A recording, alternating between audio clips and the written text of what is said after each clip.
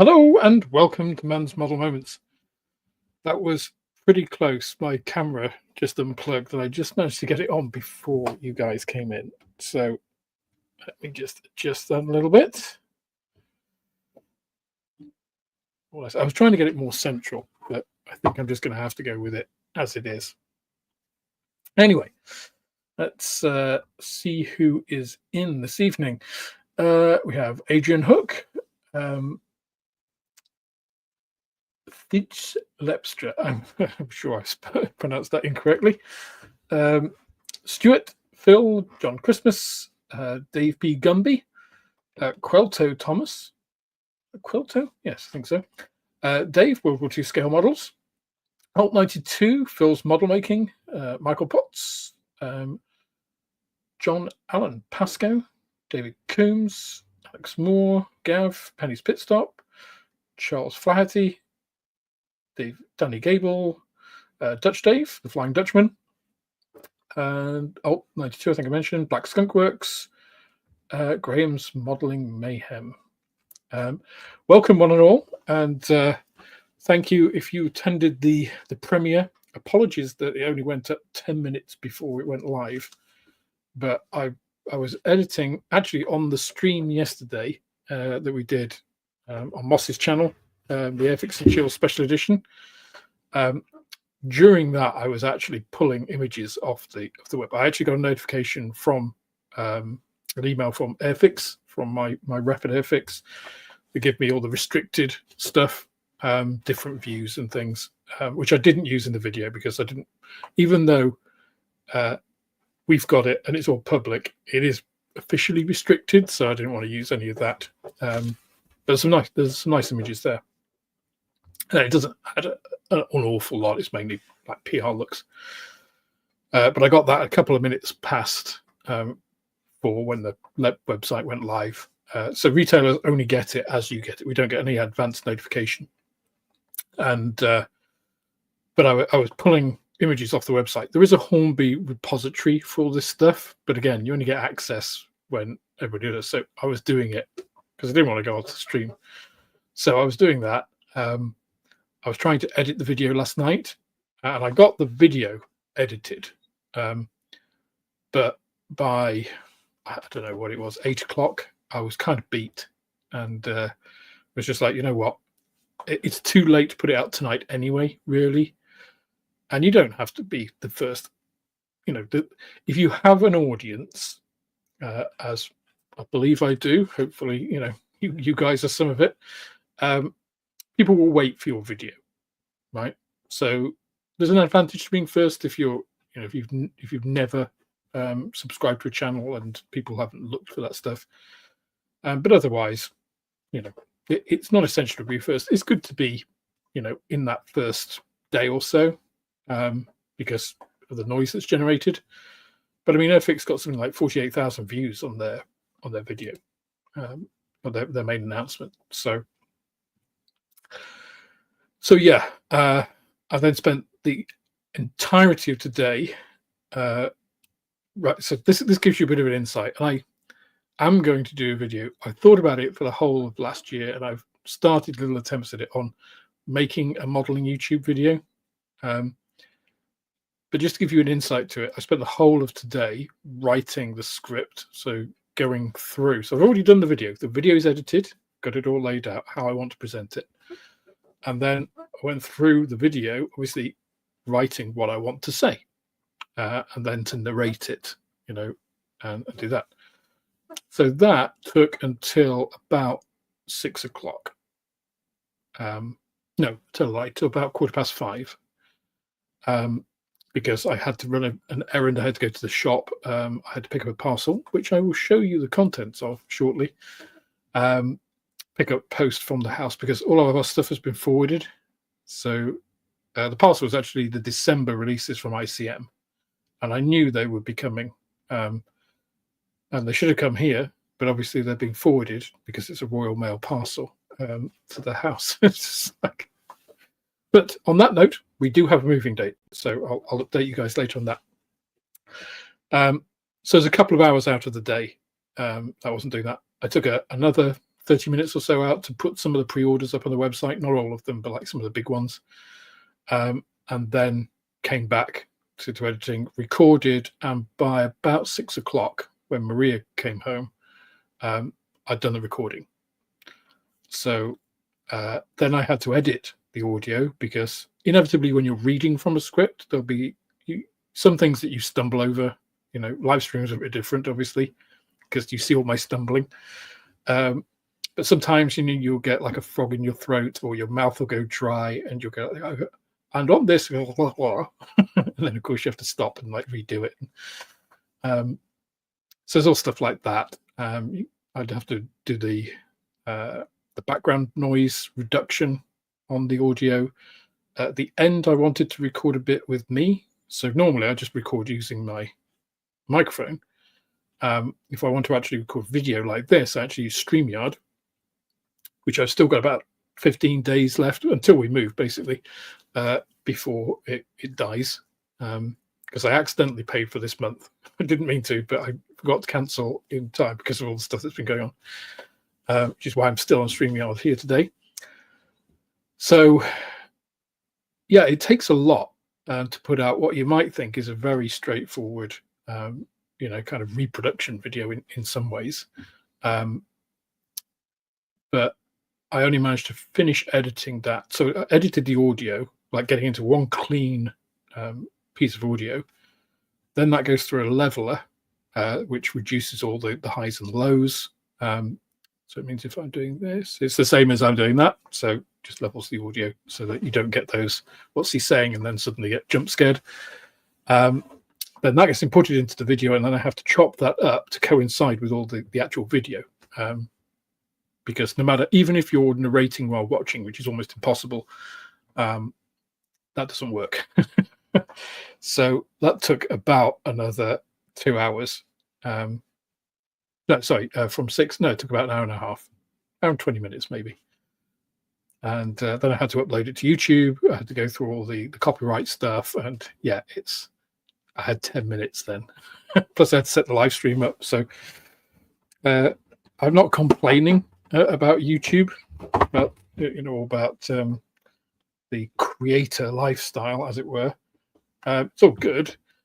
It's just some people don't realize how much time goes into seemingly innocuous things, right? And these are some of the easier videos to put together. So if I'm doing like paint mixing video, so those are all mixes almost finalized of the World War II German AFV colors. That takes a lot more, bizarrely. I mean, apart from all the research and stuff and the actual doing the mixing and everything, that's taken days, weeks even. Actually then putting together something which, you know, works and might be interesting to people and is informative, is also challenging, especially when, and people might think, and people have commented on my videos before, oh, the stock images aren't a good look. You wouldn't believe how long it takes to find appropriate images. The easiest thing in the world would be if I just sat here and talked, because that's free, right? But I don't think that's particularly interesting. That's not really me. You know, you get that on streams. You get that at the end of videos and bits sometime. I don't want to do that for the majority. I don't think that's very informative or interesting. So yeah, like I'm just thinking of like improving ICM video or Airfix or Revell. It probably takes me a couple of days to get all the images together for that. Astonishing amount of time. Huge time sink. But still, I really enjoy it. And again, not complaining. It's just, it is a timely process. For something that, you know, for a 20-minute video, you know, can take the best part of a week to actually put together, which is, yeah, astonishing, really.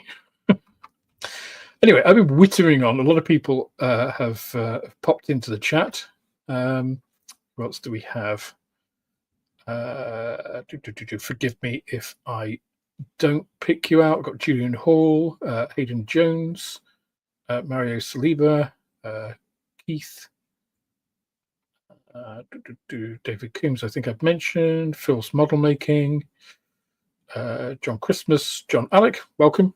Feel free to pop in anytime. I was hoping that Jen from Genesis Model Works would be able to pop in tonight, but she did say she could last week, but I haven't seen anything from her today. I did email her earlier. I know she has to get off fairly early, so I'm not sure she's going to be able to make it. I'll assume she's not. Also, Jamie, Scale Modeling Cafe. It goes to bed at like 6:30 at the moment, because obviously he's not based in the UK right now. And Gary from Gary's Stuff, it's his birthday today. So it's just me on my lonesome at the moment.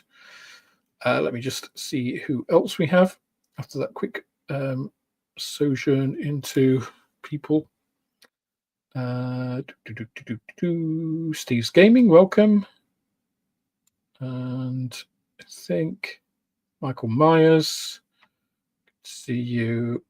Michael Myers reminds me, if you've got a question or comment, please put it in capitals. So question or comment or QQQ for a question so that I can spot it. So Michael Myers comment, how do you all? Just popped in to say, hey, I'm editing a video that's due to go public Friday morning, so I can't stay. Have a good stream, and we'll see you all next week. Thank you very much. Alt 92 is in, and I think that brings me up to the present.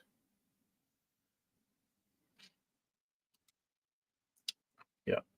Okay. So, 2025 releases, I think so far have been pretty bloody good.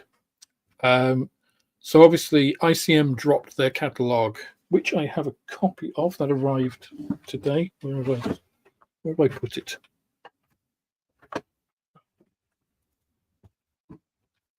Down, inconveniently down on the floor. The ICM catalogue has got a nice glossy raised bit, obviously the Hampton, so which is nice to see.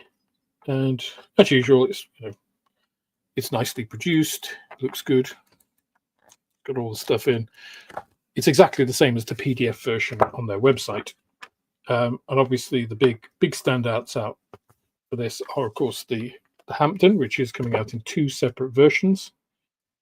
And for me, this is the HS129, which is there. I've got a double spread on that there.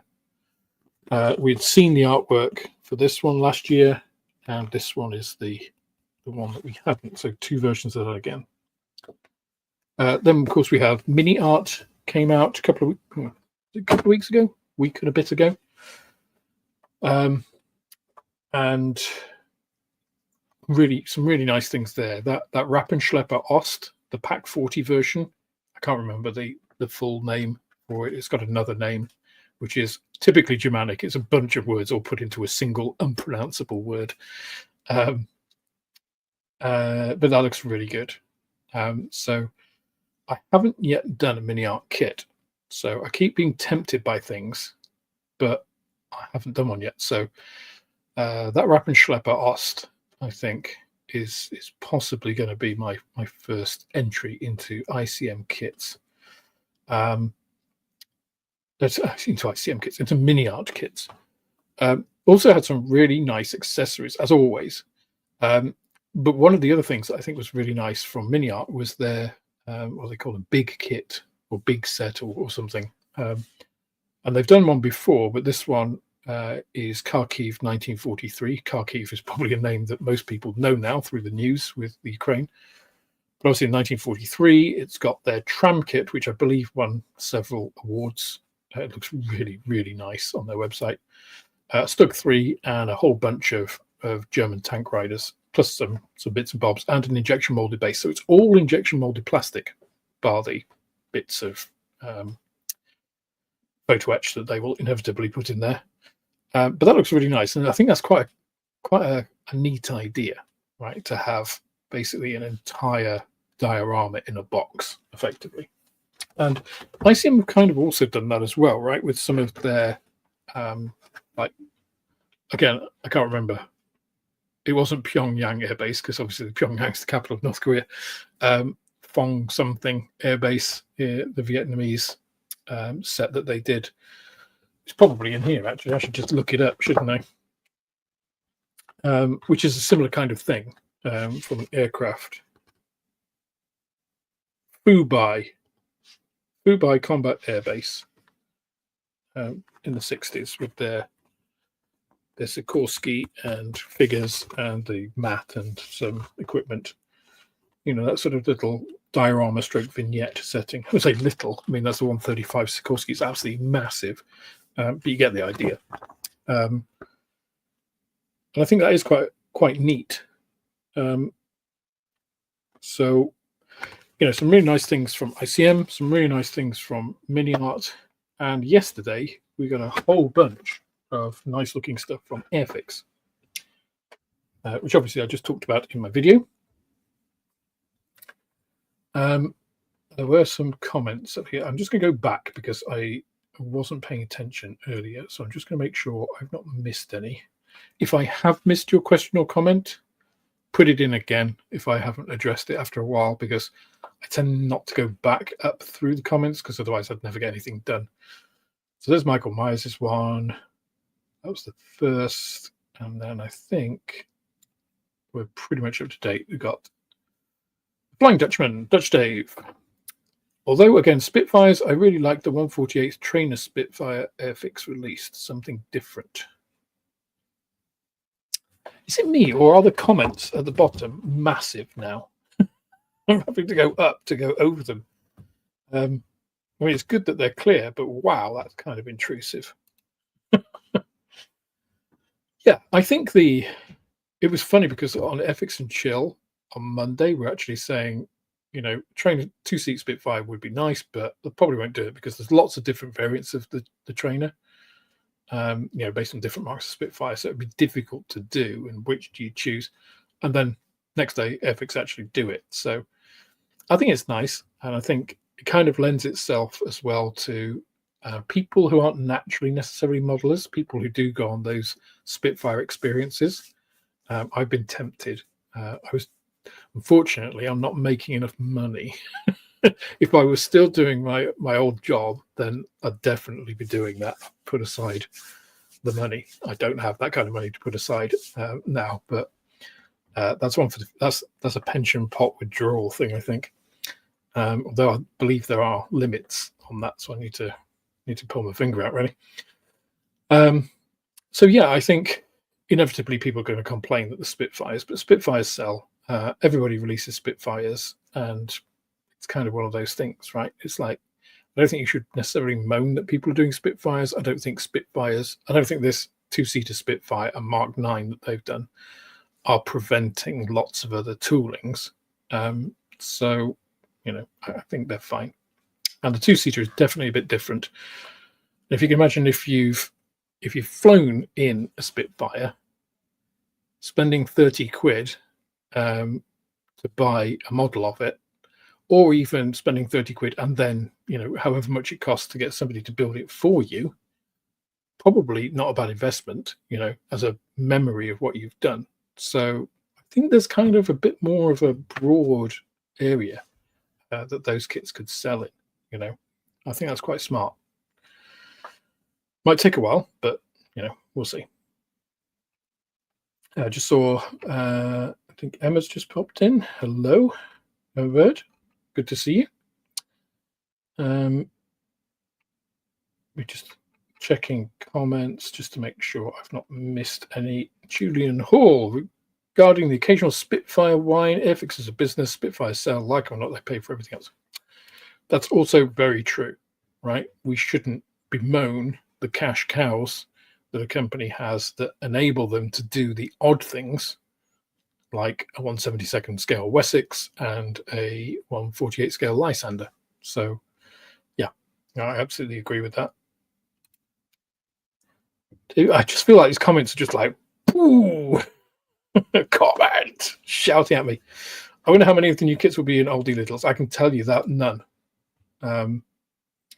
So Airfix only put certain kits into the Oldie Little range.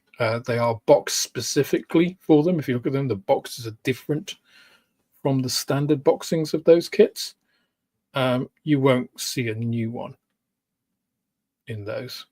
So easy one to answer that.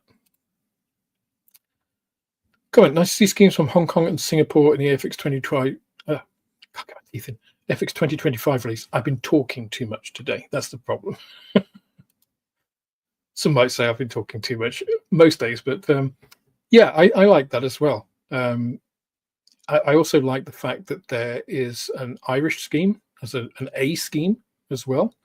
That kind of orange and green yin yang that they have. Not quite yin yang, but you know, it's kind of, it doesn't have the dots in it, but other than that, it is. It's nice to see some of the more unusual schemes. You know, yes, they're available as aftermarket, and yes, there are decals available for almost everything.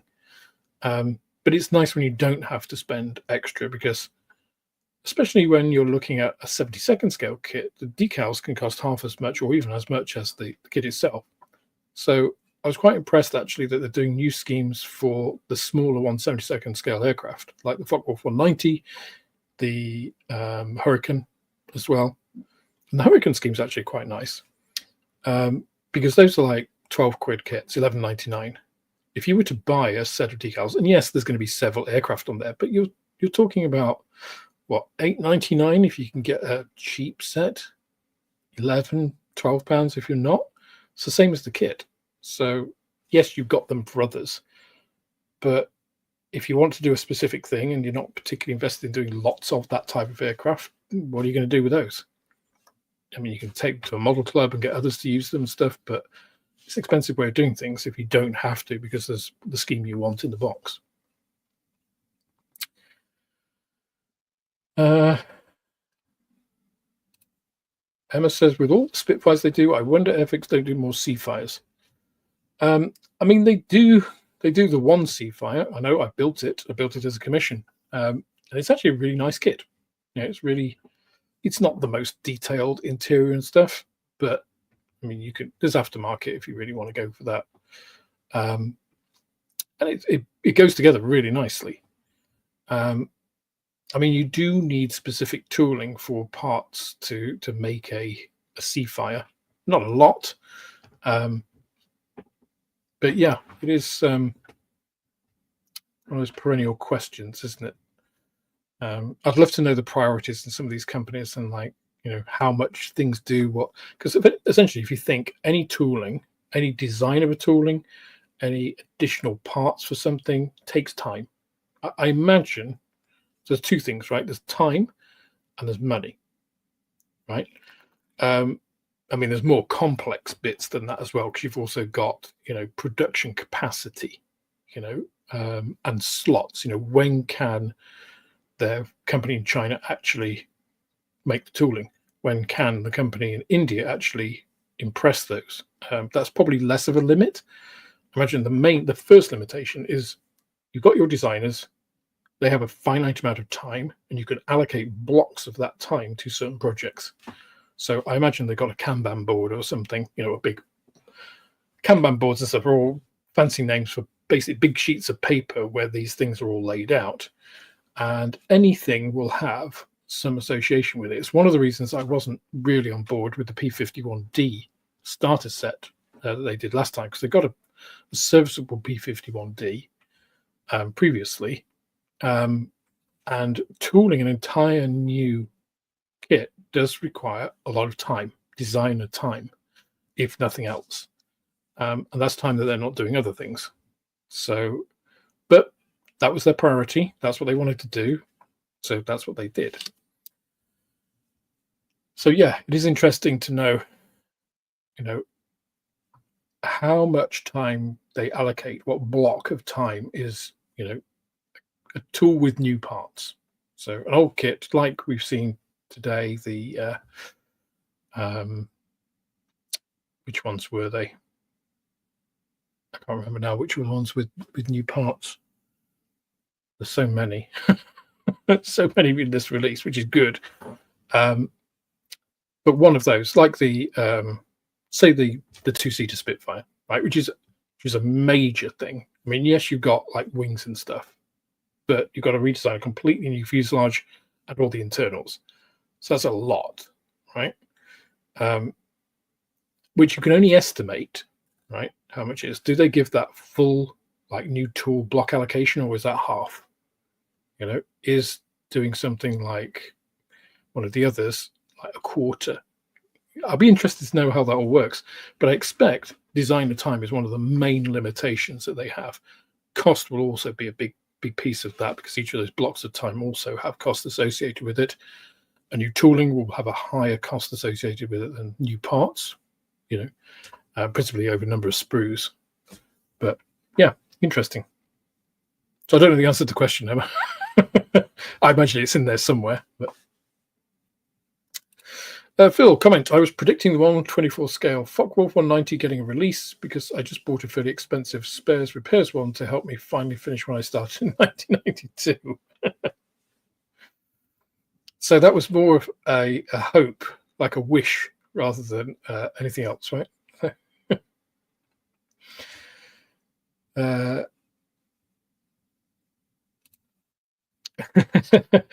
Hi, Matt. Good to see you. Nothing for you in the Airfix release if you like trains. Let's see. What do we have? Oh, Alt92 said Seafires need different fuselage parts as well. Obviously, the tail hook, A-frame, and of course, yeah, because they actually have the hook on the rear of the fuselage, don't they? So you would need to engineer for that, which means then you've got to plan ahead if you've got a Spitfire to be able to replace that section, or you need to tool the entire fuselage. So these are the things you kind of got to plan ahead for, right? And that is without the catapult hooks on the wing roots. Ah, yes, of course. So again, these were all the things that you need to, well, that we probably don't think about sort of glibly. I don't mean that glibly like in a bad way, but just like we're not thinking about, okay, if you had to do that, you'd have to add these parts on. Now that means that you either have to have a new wing, or when you design the original wing, you have to have an insert, either as a blanking piece or one of those catapult pieces in. So there's a lot of stuff that goes in, and like the Gannet, a lot of people said, oh, can we do the one that has the enormous radar on? From what we got, what you got, basically no. You'd need really a completely different tool. Maybe not a completely different tool, because the wings, I think, are the same. But everything else about that aircraft is different. It's a different fuselage. It's got different landing gear, because the whole thing had to be raised quite a lot. The engine had to be, or the engine exhaust had to be positioned differently, because they couldn't be routed back through the aircraft. That's why they were. So lots and lots of stuff goes into. You've not only got the aircraft, you kind of got to think about, okay, what are all the possibilities of this, and how do they all line up and overlap? So an interesting job, to be sure, but one that I think sometimes we think is easier than perhaps it is. Yeah, there was definitely a lack of train models this year, Matt. I agree. However, if you look at the Hornby release, there's many more. So.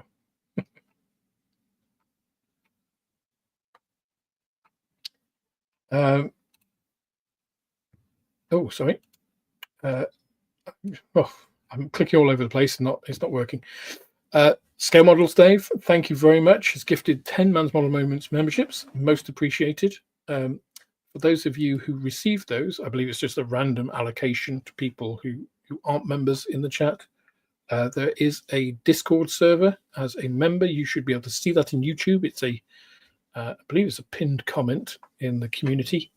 If you go there, you can get that and get access to the Discord. Come in, say hello.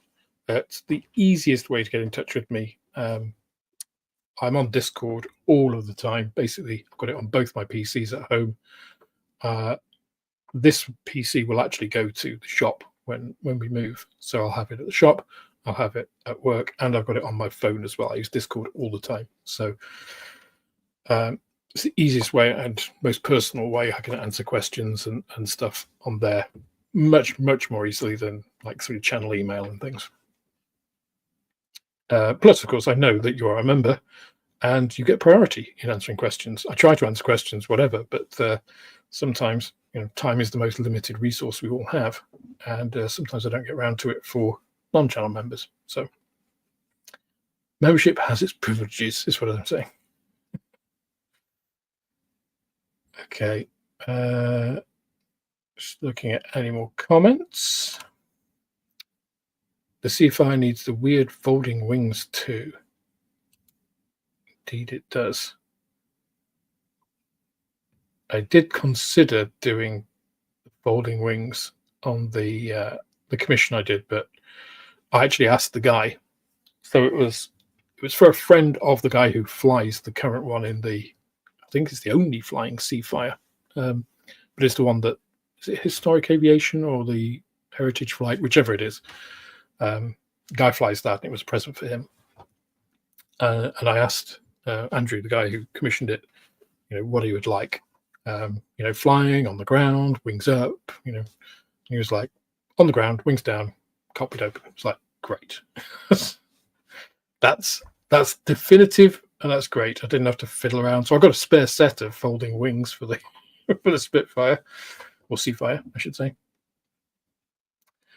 The good thing is, of course, that you get more spares for your spares box. So,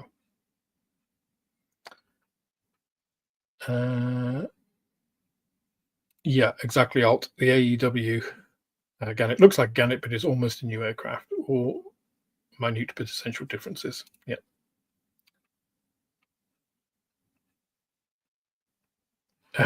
Nick Johnson says, wetting myself about Stillwater, banged on loads of channels, about 4 different vehicles on the same chassis. Really happy pre-orders in. Good stuff. So pre-orders on, just that reminds me, pre-orders for the shop on Man's Model Moments. Some of the kits are up. I've not had time because I've been editing the video to put them all up. I've got I've got probably about a third of the kits on pre-order on the store. I have the same. So for all the pre-orders, I basically do RRP, but you get free postage. So you don't pay postage on I think it's anything over £25. Obviously, I'm not doing free postage for a Sopwith pup. Would just cripple me. would making negative money for everything. But that's the way I work it. So obviously, if you've got a bunch of pre-orders, or if you just fancy one and it's not going to come to, obviously Airfix has a minimum order amount before you get free postage. That is one way to do it, and of course it helps me out because I make some money on it. Question: are you looking forward to the Armour Hobby ME262? To be honest, I've not seen anything on it. I've been so focused on the house move and trying to get something out in terms of content before the move, and now obviously we're into the early year release announcements that I haven't actually seen it. But is that 132nd or 148th scale, the Armour Hobby one? Let me have a quick look. Armour Hobby ME262.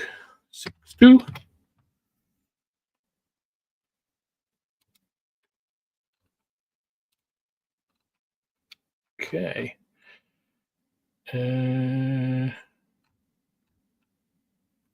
Okay. 1/72nd scale, probably not. I only say that because I love the ME262. I've got probably about 5 of the Revell 1/72nd ones, which I bought when they came out, which was the best kit at the time in that scale, the 1/72nd. I've got the 1/32nd scale Revell kit, which is absolutely awful, and then the Trumpeter kit, which is beautiful. So I probably don't need any more 1/72nd scale, regardless of how nice they are. I haven't done a 48 scale one. Maybe I'll get a Tamiya one at some point. I need to finish that Trumpeter one at some point. I've done the gun bay. That's about it, I think, because you get all of the Mark 108 cannons. It's really nice. But yeah, 1/72 scale. I've got enough 1/72 scale kits, probably more than I will ever complete in my life. I've kind of, I won't say graduated to, because that sounds insulting, because 1/72 scale kits can look amazing and are in some ways much harder. But I've gone on to more. I won't say that. I enjoy 1/48 and 1/32 scale kits a lot more than I used to. I used to enjoy detailing 72nd scale kit. I think 72nd scale kits are still great, but I tend to just like the Fuwolf 189C that I did, the ICM one, because they go together pretty quickly. You've got a good kit, they don't have any problems. There's not too much to do with them, and then bang, you're done. You've got a nice little model. So, but I don't really want to have a really super detailed 1/72 scale, because it gets bloody fiddly. And I end up needing these far too often, which reminds me of how old I'm getting, which is not great. So wait to see if Armour Hobby does the Wildcat in 48th as they did in the 72nd. See, the Wildcat, the Hellcat, those early, well, not early, but that kind of breed of naval radial engine fighters don't do anything for me. They really don't. The Wildcat is kind of like, yeah. And then people say, oh, then the Hellcat, which is like a bigger thing of the same. It's like, yeah. The Corsair, on the other hand, I think is cool. So, yeah, can't help some people. Julian has a question. In your best kits of last year video, you said the ME109 was a good kit for beginners. I forget which one, the Airfix one. Yes, the Airfix ME109 or BF109F starter kit is fabulous. I think Matt's done it as well, from Model Minutes. I think he enjoyed it as well.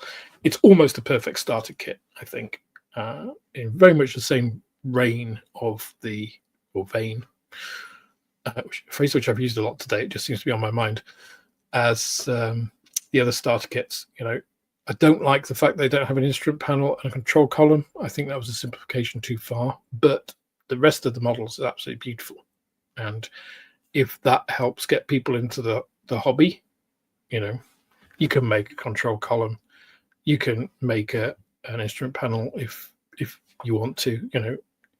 I don't think there are a reason not to get them. And the price point, $11.99 for a complete kit. The paints, okay, people don't really like the paints that much. Keep them, use them for scenery or whatever. A reasonable brush, and some glue that I wouldn't use, but you can make sprue glue with. That's a pretty good value proposition, and it looks great when it's done.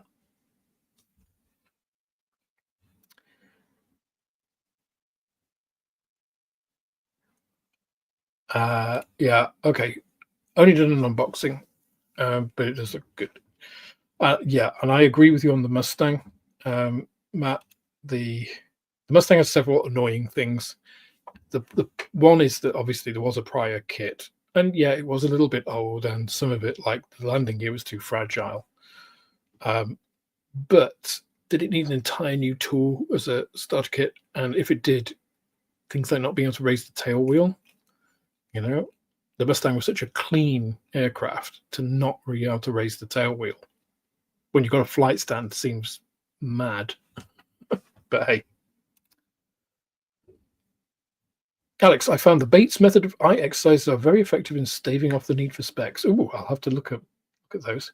I mean, it's inevitable, right? So the reason our short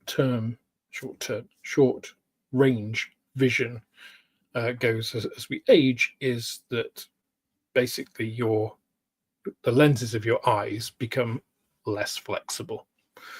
And that's not something you can necessarily prevent or reverse.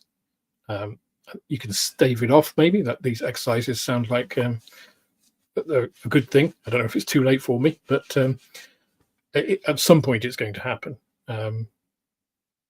Yeah, and thank God we have glasses, and wherever they are, these magical devices, you know, which are good.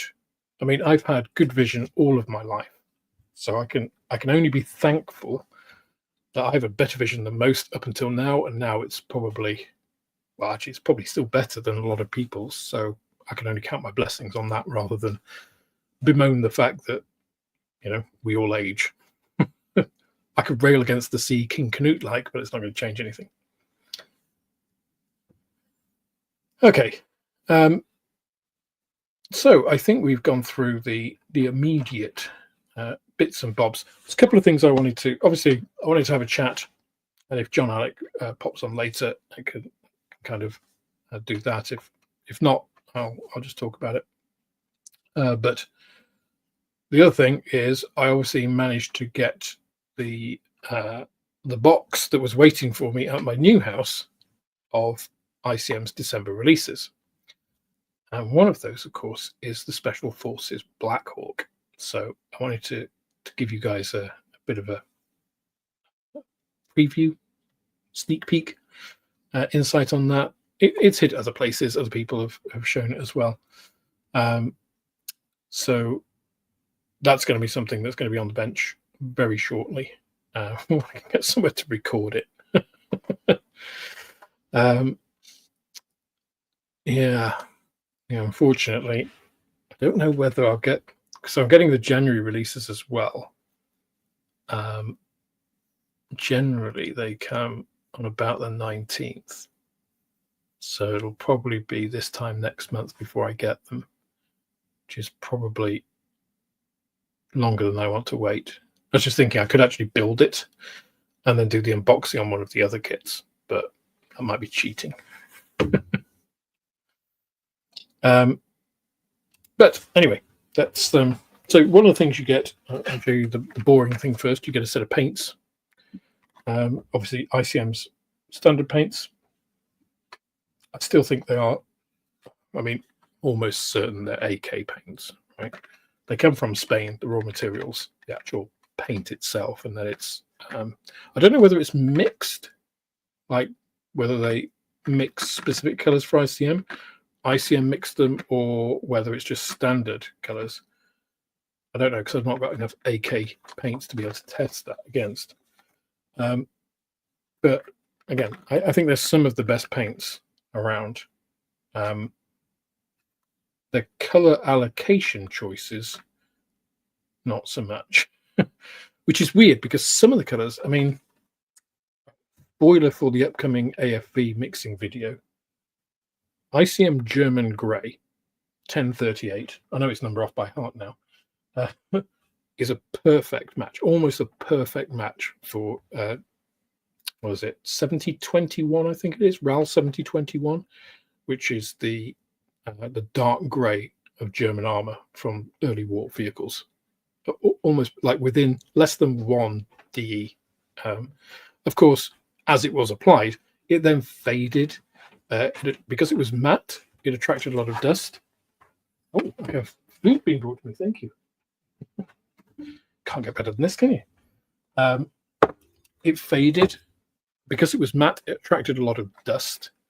It faded differently in different environments. It could take on a bluish tinge. A lot of people used to think that early war armor was RAL 7016 because that's a lighter grey. It's not.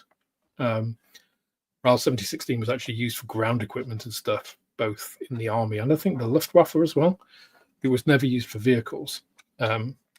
Or at least it was never specified vehicles. It could have been used because, of course, they all had paint shortages and God knows what was put on. But a lot of vehicles look like they're in 7016 because the thing just attracted dust, which actually made them more camouflaged. It was actually part of the intent of the paint was not to remain pristine.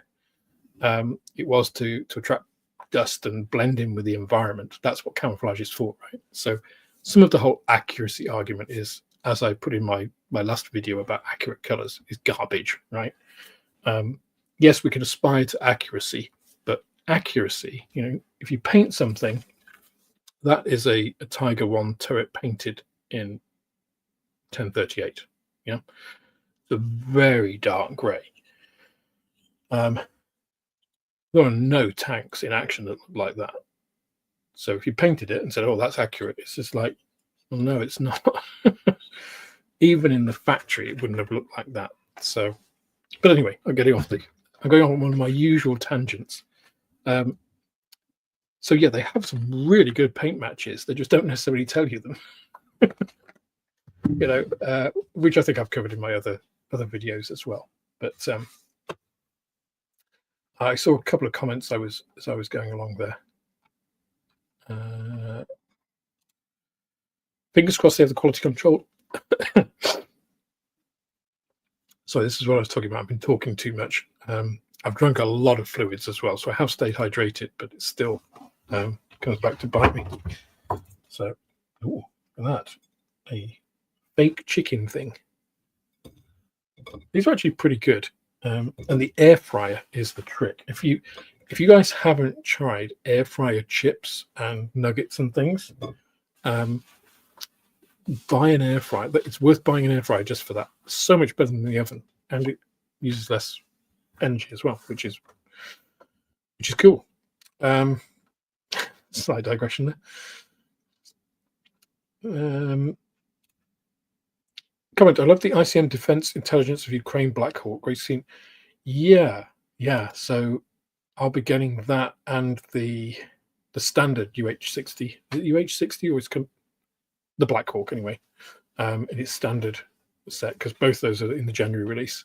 I'm actually really looking forward to the Kaiser Fleet set. I think there's like 4, might even be 5. I think there's 4 German, I guess they're dreadnoughts, like 1916 kind of First World War ships. I've not done an ICM ship, so I'm interested. And I haven't done a ship on the channel at all, other than the Mary Rose, which doesn't really, I think, tick most people's boxes. So yeah, some really nice stuff coming. But that scheme is cool, isn't it? It's very different. It's, the blue and yellow looks great. The other thing I was thinking, actually, when I was watching the Airfix release yesterday, was the artwork. I mean, ICM's artwork, I mentioned on the live stream again. So let me just get, some of these. The HS129, the artwork there is really, really good. If you actually look at it in close up, it looks fantastic. And then the Hampton, wherever the Hampton is, this is a beautiful picture. Absolutely beautiful. But I think Airfix's art for its recent releases is equally as good. It's really, really nice. I mean, you could make prints of most of these, and I think most of Airfix's current box art, and I think they would sell. They're really nice. The quality, the standard these days of these, which then it puts into sharp perspective when you see some of the Trumpeter and Hobby Boss ones. They look like they are, 12-year-old exam failures. I know it's awful to say, but they're not, bad perspective, like odd colors, washed out sort of palette, and you just think it is important. I know it just got nothing to do with the kit. You could have the best kit in the world, but you're not selling it with that box art. Good box art is an art to itself, I think.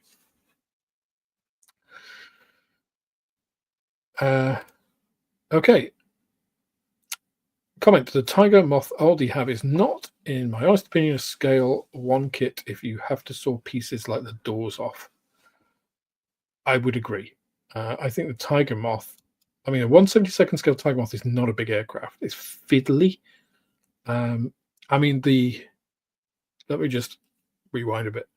When I got those first kits from Oldie, which I think was before or just as I started the channel, one of the ones I got was the Cutty Sark. and I'd had it for a while. And after I did the Golden Hind, not the Golden Hind, the Mary Rose, I thought, I've got the Cutty Sark. If this is like the Cutty Sark is the original like 60s or 70s one, and it is fucking horrible. It's really bad, and I was so disappointed.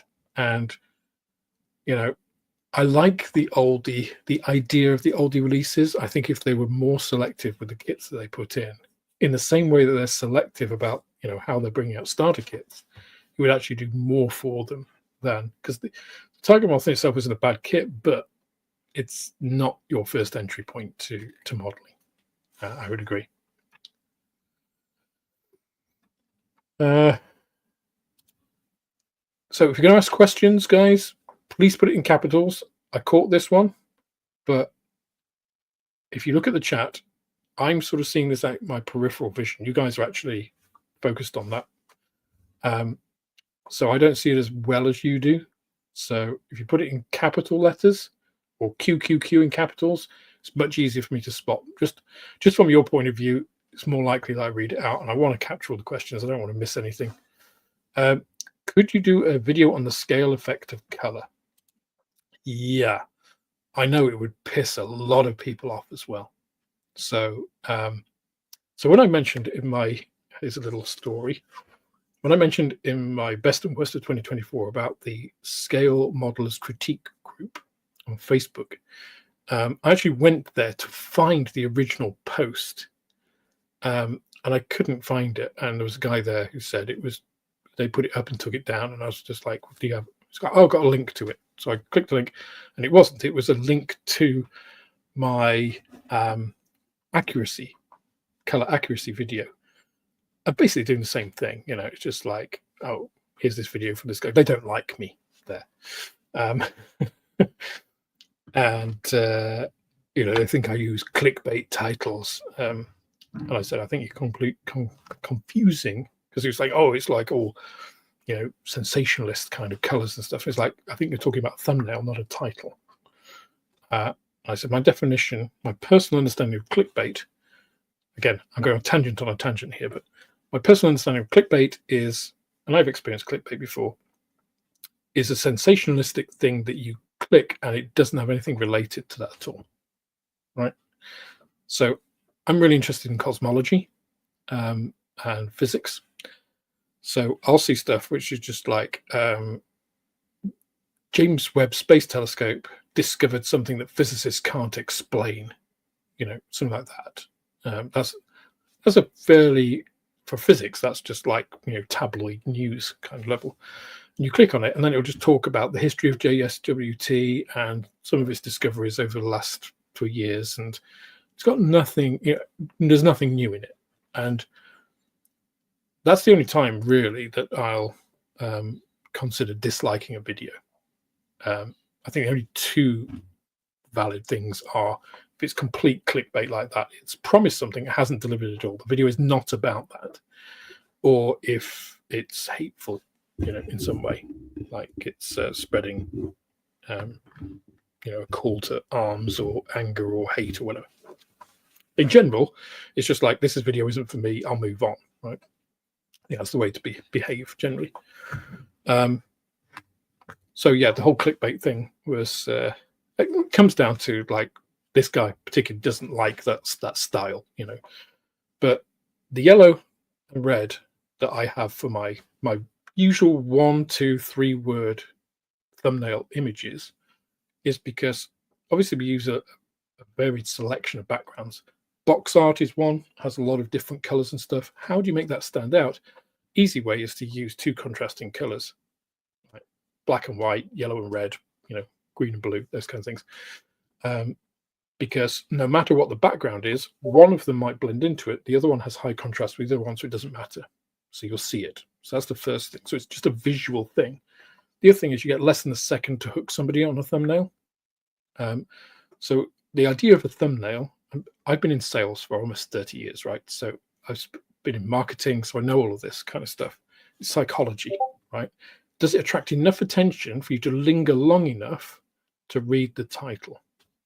And then if you read the title, does that interest you enough to click it? I mean, sometimes you click from a thumbnail generally I'll like read a thing. So you want both, right? So the title should relate to the thumbnail. Doesn't need to be exactly the same, which some people think, oh no, you haven't put exactly the description. It's like you can't read more than 3 words on a thumbnail generally, you know. And then does the title actually relate to the content of the video? And I believe in all of my videos that the title relates to the content, you know, because I would hate somebody to come along and think that didn't answer that question or didn't address that question at all. It might not be the answer they wanted. That's not for me to be able to grant, right? But yeah, Scale Modelers Critique Group didn't like that, or certain members don't like that kind of approach, to the point where the guy actually wrote a chat GPT thing to analyze videos to see if they were clickbaity. And it's less like, yeah, but you've written it, so you're biasing this already by putting in what you think is clickbait. So, you know, AI's just, they're a difference engine, right? They're a big search algorithm. They compare stuff.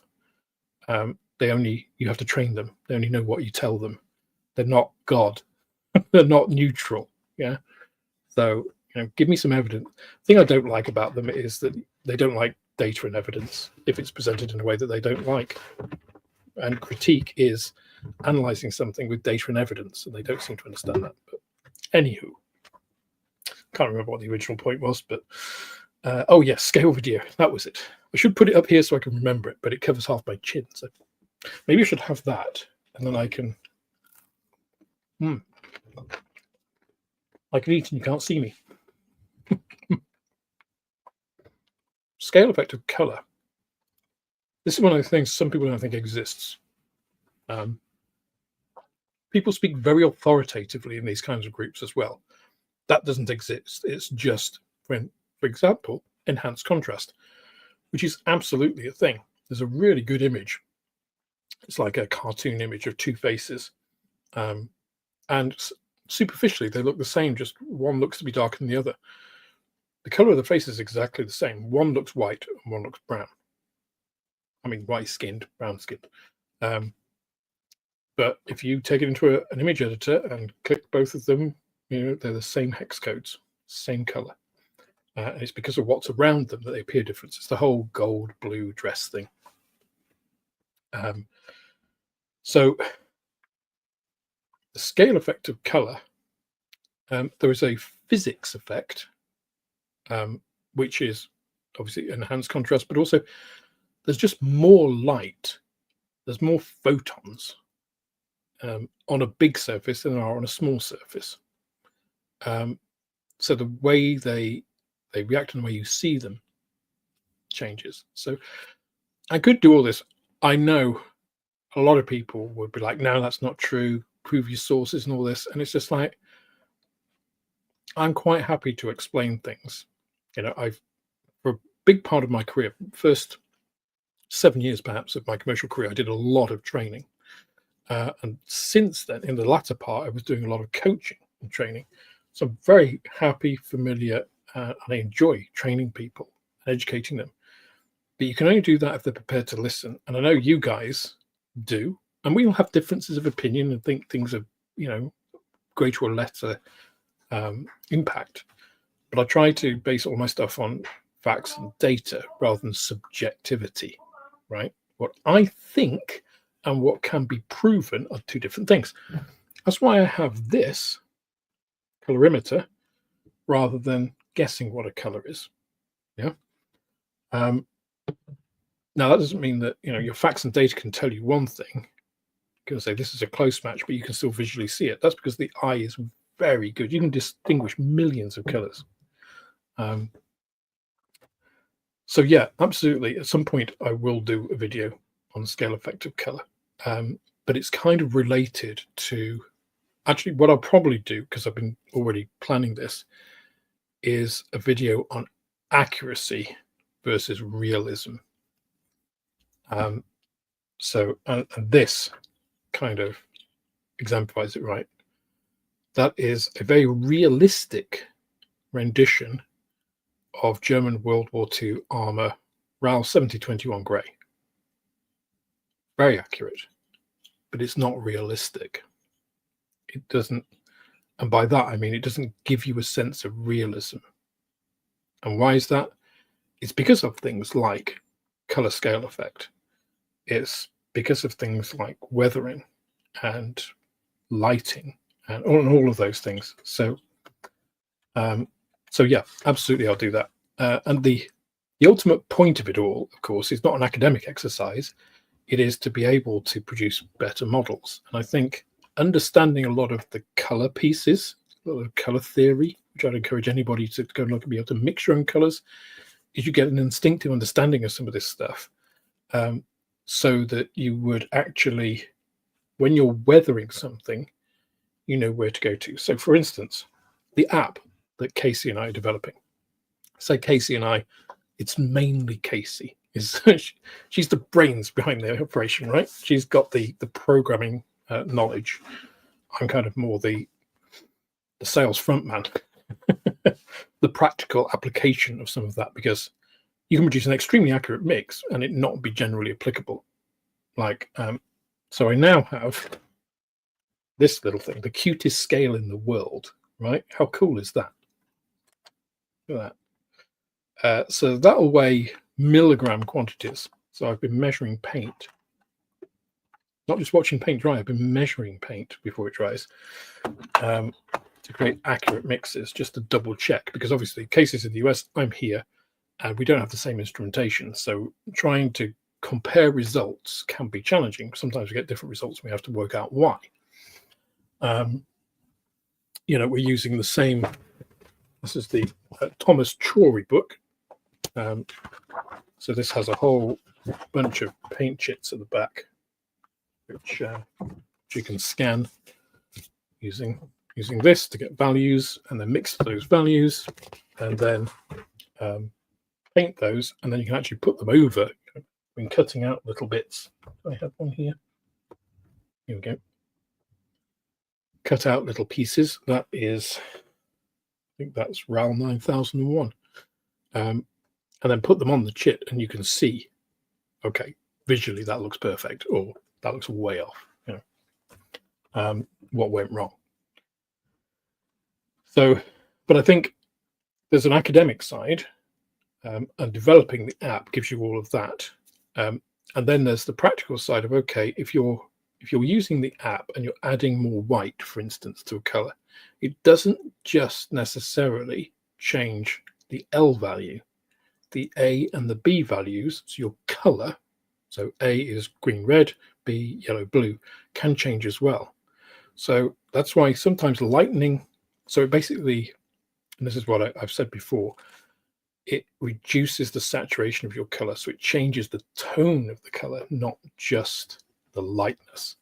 So lightening with different colors other than white is often preferable for that reason, and will make your end product look more realistic and not washed out, because in reality things don't fade to neutrality.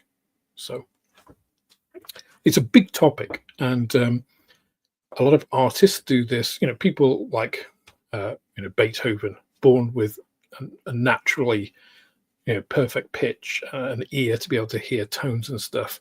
They get that instinctively. The great majority of us don't. Same with artists, who have an instinctive ability to mix paint and match stuff and things. Most people don't. So we have to learn that. And any tool that you can help you learn it will help you be a better modeler in the end of the day, if it can help you, rather than have to go through some extended process to find the right color, or trust the manufacturer to say, right, trust me, dude, this is the right color. And then you put it on and you think, oh, that looks completely wrong.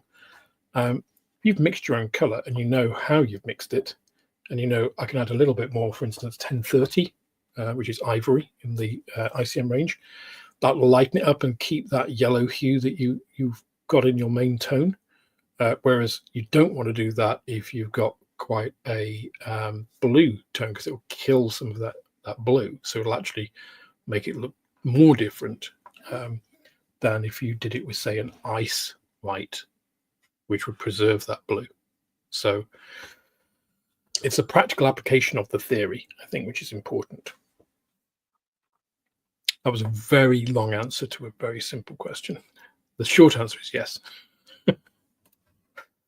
Julian, as the standard Black Hawk is all black, would variations in varnish help differentiate panels as light would reflect differently? The real Black Hawk, I believe, is matte black, the Special Forces one, which then means that actually black is a good exemplar, right? Black isn't black. So if you take, for example, the Thomas Drury thing, so that is Schwarz. Yeah, black, German black. That's what they did. Their crosses and other insignia details and stuff in. That has so if you put Schwarz in a paint package, you know, it would be what 00000 in hex code, completely black, and it would have an L value of like nothing or 10 or whatever. That has an L value of 25. And you'll get very few blacks that will go lower than 25 in reality. So what you can see on a screen differs from what is in reality anyway. So the boundaries are different. Same with white. Getting a white above 95 L value, not going to happen. Whereas a computer will go all the way up to 100. But I mean, you know, like I imagine this here, this patch of light that is behind me, which is the light reflecting off the white side of the slanted side of the ceiling. If you took a snapshot here, that might be, you know, close to FFFFFF, you know, the maximum pure white.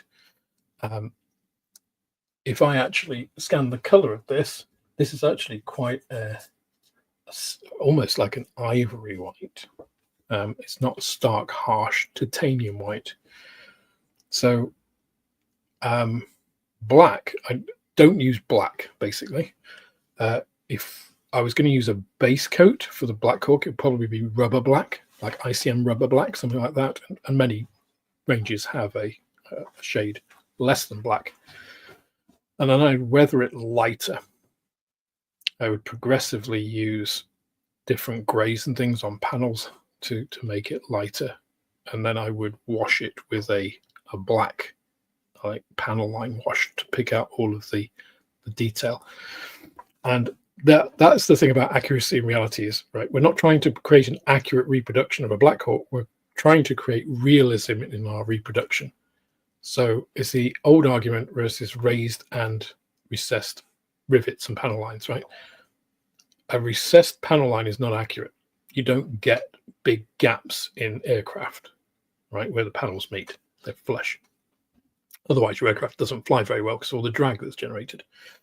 But you do get dirt getting in those cracks and seams, and that appears black to our eyes because of shadow. And from a distance, you can see that in a way that you can't on a model. So we represent that with a panel line. So it's that representation of, go to your local art gallery and look at paintings by the great masters. Not modern art, which is, you know, not decrying modern artists. You know, there are some good conceptual things and some people actually put in some work. But, you know, a piece of blue tack stuck on a wall is not art. It doesn't tell you anything, right? But you go and see a great master's work and look at it from 20 feet away and it looks amazing.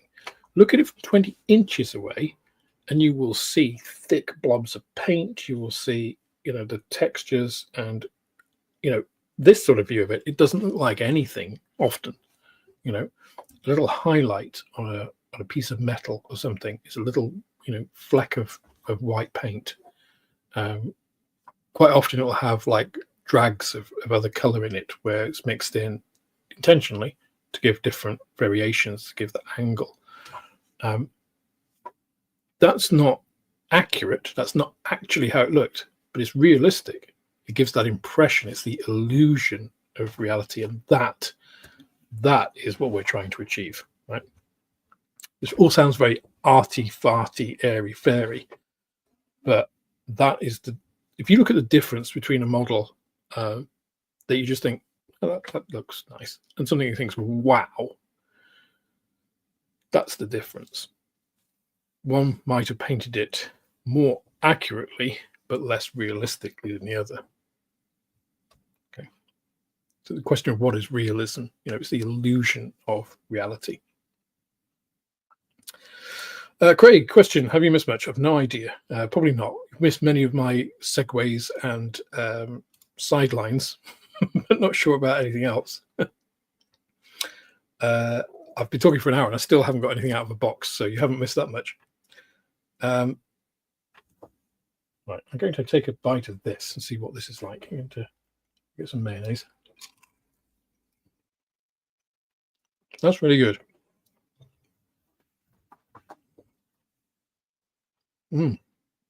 That's really good.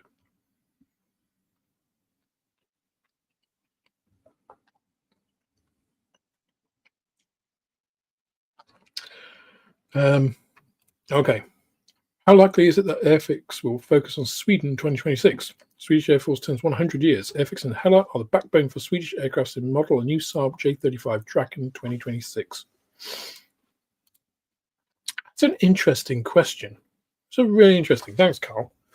I don't think it will have gone unnoticed. That's for sure. Does Sweden have no? Sweden doesn't have F-35s, does it? It's all basically indigenous fighters, I think. And I don't think, I'm not sure Airfix have ever done a Gripen. That would be nice.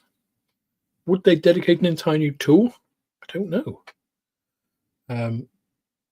Italieri generally are very good at making a diverse range of modern stuff.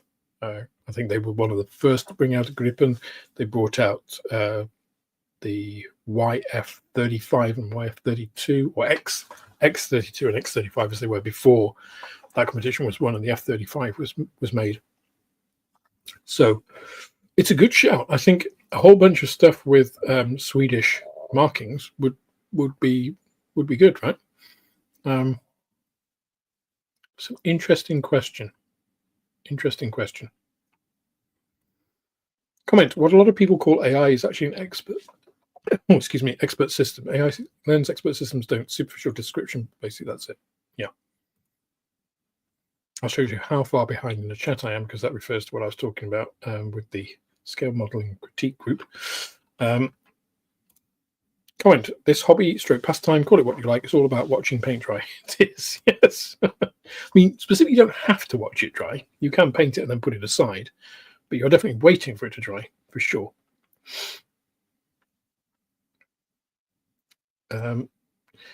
Absolutely, Nick. And of course, light plays a big part in that. So I can very easily demonstrate that because, of course, my lights being for YouTube or for video are color adjustable. So, whoa, that's actually, so this is at daylight at the moment. Oh, that's intensity. No. I can change it. Okay, to, that's warm. What's that? 3200 Kelvin. And now looks like I have ivory walls. So color of the light makes a huge difference.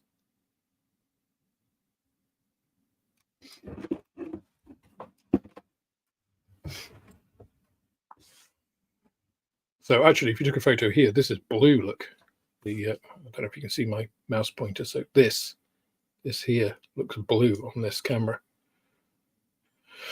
Cheap sensor. That's the thing.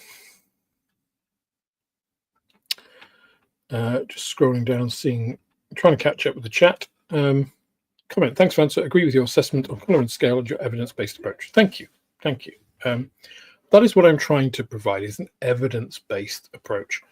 Now, I'm not, one of the things that, one of the complaints on my video on which model company makes the, which is most accurate, which is the company that makes most accurate paints.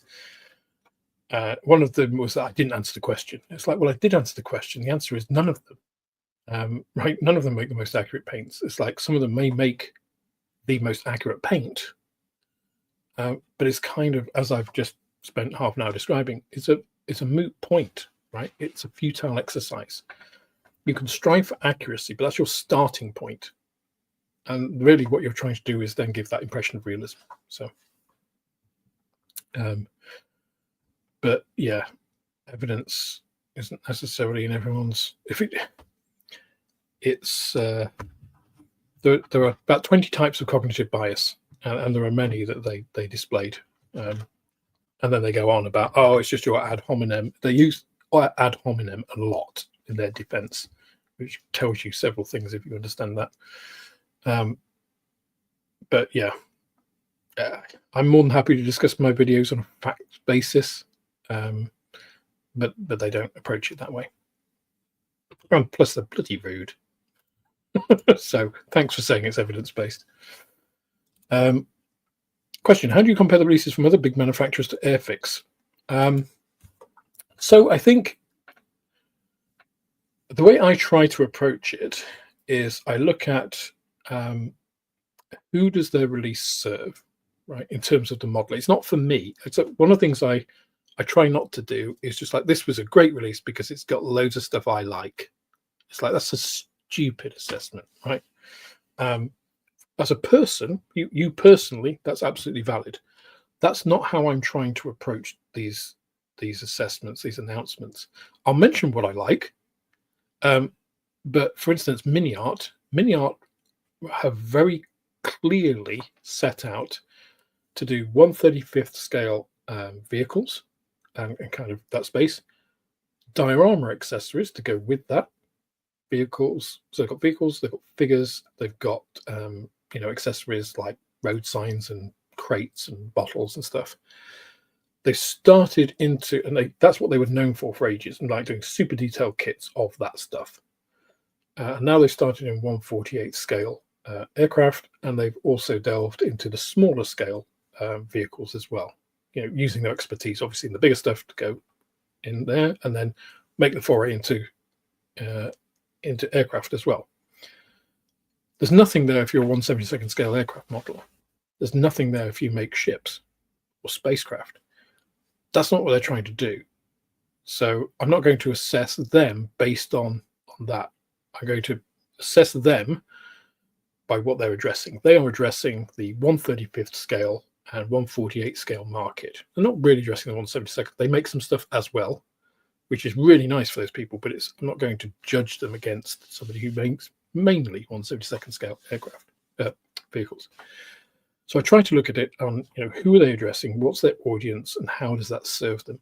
Airfix, Revell, Tamiya to a lesser extent, actually, Italeri, Hella again to a lesser extent, are much broader manufacturers. I mean, Hella is in Renaissance, but Hasegawa, say, are much broader manufacturers. So they try to appeal to a mass market. Now, when you're appealing to a mass market, in some ways you have a much harder time of things, right?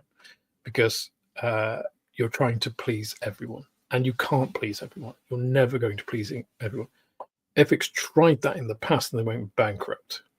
Yeah, and now Airfix no longer exists as a company; it's a brand within a group of companies. So I always try to look at it as how broad is it. So like that's last year, it wasn't a very broad release. It was mainly aircraft. They did 1/35th scale vehicle, which they'd already done. They just corrected it. So they corrected an existing mistake. That's not a release to me, really. They did a lot of, kits with new decals are great, but there's a lot of aftermarket decals. So they're nice. They're icing on the cake. They're not the cake. If you don't have the basis of the cake, the broad release, they mean nothing, I think. The manufacturer just made kits with new decals. I kind of ignore them because it's like, yeah, all those kits already exist. I can buy decals for them. This might save me a couple of quid, but that's it.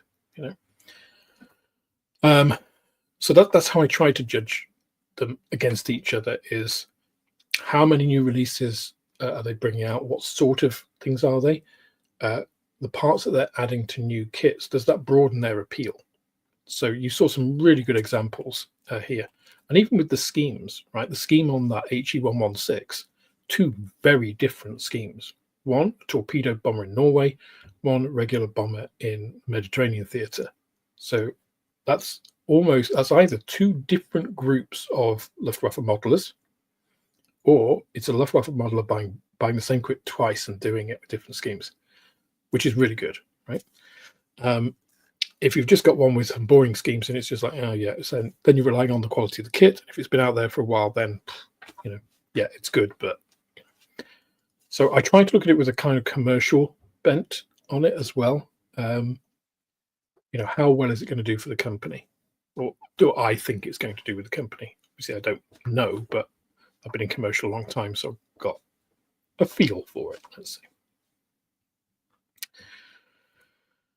see. And sorry, that's the mechanism. How I actually compare them, I think this year, Revell have already released their catalog. Whether that's actually their releases, they tend to do stuff at the Nuremberg show, so we'll see. Which is why I haven't done a release on Revell yet. So we already know some stuff, and most of it's from last year, right? Very little new stuff. And I think they're taking a year after getting Luke and after making some adjustments and stuff. I think they realize they need to change something in their business. I think they're having a Hornby 2016 moment in Airfix. And I hope so, because I want Revell to succeed. But they weren't doing a very successful model before. Now it seems that they are starting to listen. I think that's key, right? You've got to listen to your customers.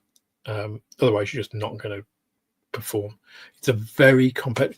I said before, we're in a golden age of modeling. We've never had it so good. When you've never had it so good, it becomes a buyer's market, not a seller's market. So back in the 60s, Airfix could sell you anything. It didn't matter how good it was, because it was kind of the only game in town in the UK. Revell had the same sort of thing in the States with its cars. The competition was there, but there wasn't a huge amount of overlap. So now, so many things have been done so many times, and it's like you're asking, who does the best XXX, whatever it is. So if there's 6 or 7 different kits, like the F-35, I still think the Academy kit is the best option over the Tamiya one, right? In terms of overall value, it costs less.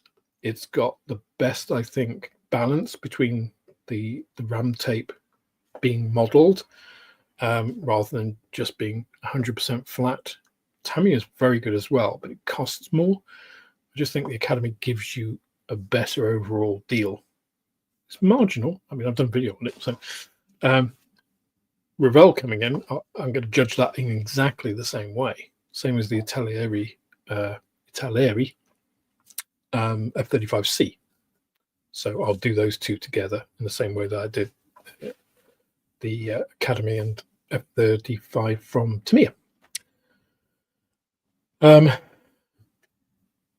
So yeah, you have to then look at, well, what are the markets for these? And when you're competing Airfix to Revell, and Revell haven't done much.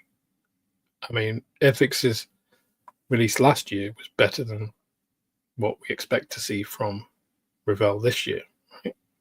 So Revell haven't been doing very well. Italieri, I got the 1/12 scale Stratos the other day. I haven't done the unboxing yet because the setup I've got at the shop isn't quite big enough. It's huge.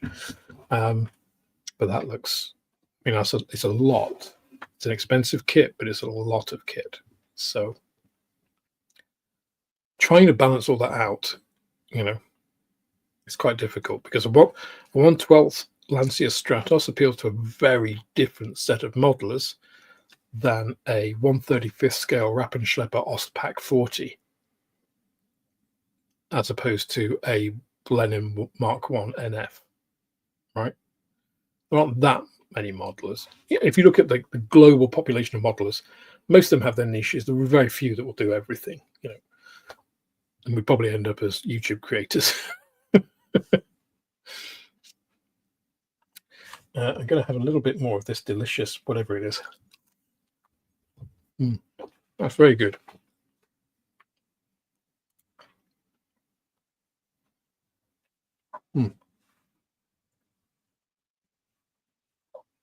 So, David, there are two parts to that. The first is, if you actually look at some real, so there was a really good clip I've got, unfortunately I can't show it here, of a crewman on an F-16, and he's standing on it and videoing it. And he's obviously a modeler because he's showing. The thing is, because people say, oh, US military maintain their stuff in top notch. Bullshit. You see this thing where the refueling probe entry is, because obviously it's on kind of its little nape of the neck of the F-16. It is worn away to shiny bare metal because obviously the probe where it's hit or scraped along, or when it comes out and the fuel comes out and it's obviously like taking the paint off and stuff, it looks polished. Like it is absolutely. The wings, the amount of stains and differences in color and tone of that. If you actually represented that, I bet at least 50% of modelers would say that's overdone, and that's exactly how it looks. So there's that. Actually look at the real thing. Sometimes you'll be surprised. The other side of that is it's a personal choice, right? So Sully, for instance, hates doing things clean. Other people hate doing things weathered. Neither's wrong. The great thing about this hobby is it's individual. You do what you want, and you don't have, nobody's telling you. It's a bit like art, right? Because I think modeling is a form of art, and you can take that in whatever way you like. It's not high art, although some potentially is. And the skill level involved is very much so. It's a bit, let's call it painting. It's like painting, right? Painting a picture. Anybody can paint a picture. A child can paint a picture, and you can tell a child's picture because it's objectively rubbish, right? They don't look really like they're impressions of something. A tree is a brown stick with a green blob on top. Trees don't look like that, but we know what they're trying to do, and they've got no experience. And this is the problem I have with so-called rivet counters, or as I call them, arseholes, is you don't then go to somebody else's kid and say, that looks shit. Can't you paint? That's the equivalent of what those modelers are doing when they go to other people and say that color is wrong. And that's why I detest those sorts of people. And it's the sorts of people, because you don't tell a child they're drawing shit. You say, oh, that's lovely. What a lovely tree. Or what is that a picture of, if you don't actually know what it is, because it's just a black blob, And as you get better, as you go through school and do your drawing, your teacher will be critical, but they'll critique it. They'll say, oh, that's good. Could you do this more? And as you go higher, the critique comes in heavier. But the thing is, modeling doesn't have that scaling. People who think they're experts will tell anybody what their opinion is unsolicited, which is the problem I have with it. If you invite critique, fair enough, but it should still be given politely and objectively based. Perhaps, in your example, I think you've overdone the weathering a bit, so it looks a bit whatever. The other side of that is, of course, some people do go for a more impressionistic style. So, I quite like some of the French Impressionists, right? Maria hates the French Impressionists. That's a subjective choice, right? I like Monet, which is very cliche, I know, but I also like ultra realism in painting. Liking one doesn't mean that I can't like the other, right? So I can go to a model show and see models that are not realistic, they're not accurate, but they look impressive, and you can see the work that's gone into them. It looks really good, but it might be, as you say, over weathered. Doesn't stop my enjoyment of it. I might vote it less than something which is more subtly weathered if I was judging, but again, that's a personal choice. So the great thing is that there's no rules on any of that.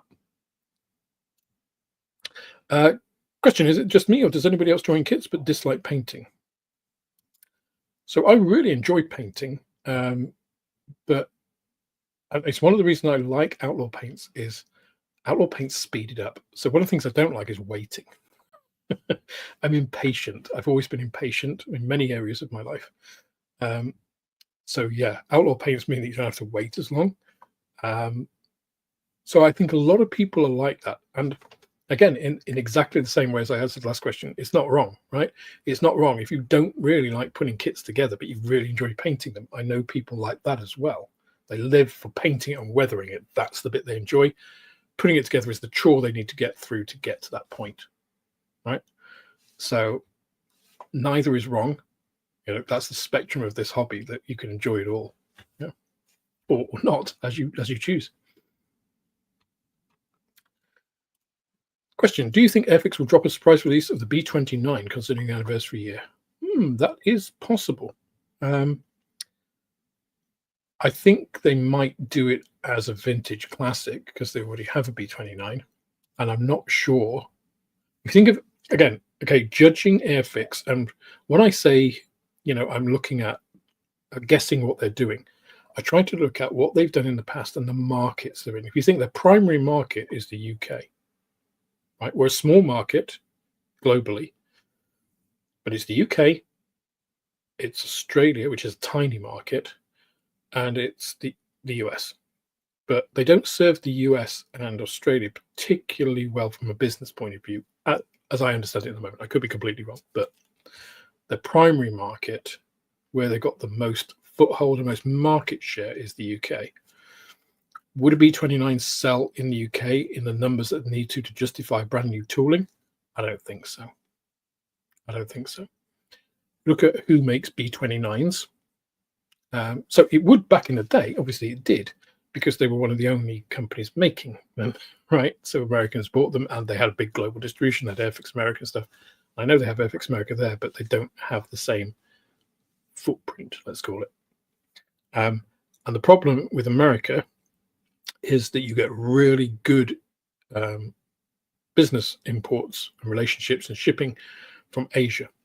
So Academy, Hasegawa, Tamiya, all of those like Southeast Asian companies can go across to the East Coast, the West Coast of the US pretty easily, and they do, and they've got good distribution networks because South Asian companies usually knock that shit out of the park, right?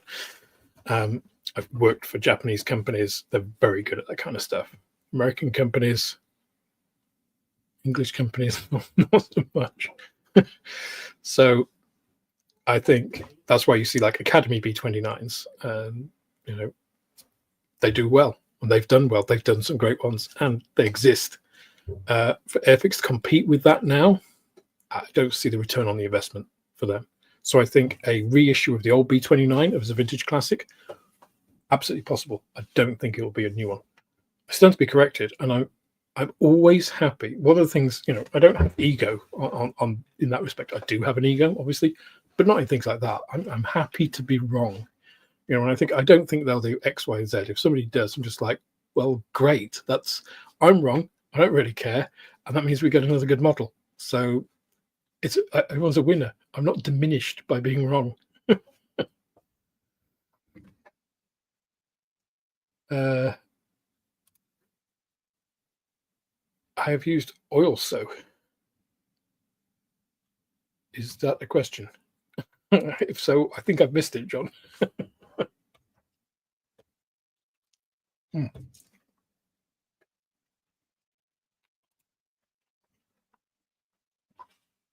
Mm. Sorry, just hungry.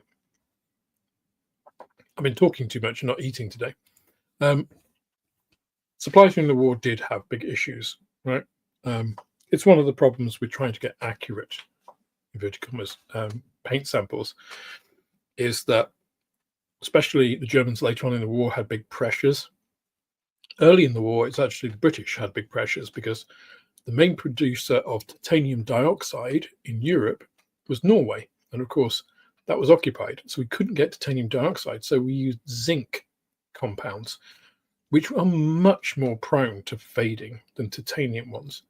and yellowing.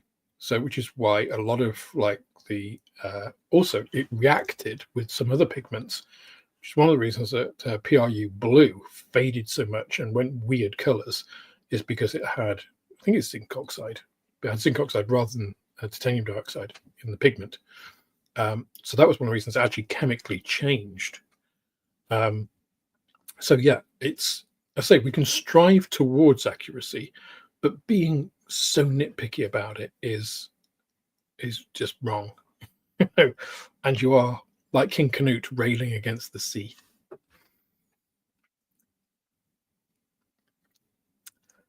Now I'm going to pause proceedings in terms of me wittering, going on the comments and chat, because I want to show you some stuff.